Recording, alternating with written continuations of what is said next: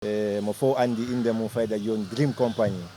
aray ɗo hande komi hewtini men ɗo ko fi programme improdon aray ko fi mboma réellement addi men ɗo hande e ɗum ɗo yugol o jama ɗo fo franchement c'est une fierté pour la culture guinéenne parce que rassemblugol o jama ɗo fo ko tawde fof no faala hunde wotere d'accord si conjugo hunde wotere minen faala wadde ɗum ɗo donc ɗum ɗon wawi rassemblugo o jama ɗo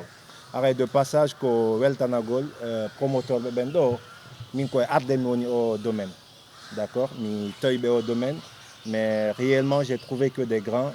ɓe fof ɓe jaɓɓorila juɗɗen ɗiɗi en fait parce que ça ari nokkure il faudrait voir ces grandes personnes là en fait mais ɓe hollila réellement fof wunden ko gotum donc aray mi tolike jama fof yo weltanolamɓe par ce que partout quand min fotti o hiɓe tambitila hiɓe teddinilan pourtant ko miñirawo maɓɓe wonde miɗo awonde e ɓiɗɗo maɓɓe donc aray a félicité et aussi média ji ɗin mi yejjitataɓe par ce que hande mi rewi e média ji buy e miɗo andi grâce à ça no tawa ko participe hande e piiji buy télémay en aray miɗo weltani public sénégal on fof par rapport à ça aray de passage ta yejjutu aray fi concert mo fewndinɗen on aray ko fi mboma donc franchement eɗen jogui artiste de toutes les qualités parce que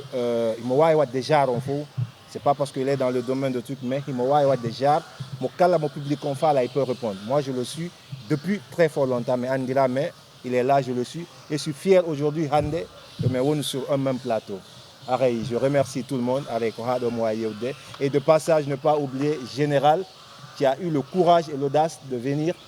du Gambie au Sénégal réellement pour faire un très bon concert, un beau spectacle. Nous avons des tata aray yo habbo men menen kadiga inchallah collaboration fi Gambie. Aray merci, je vous remercie.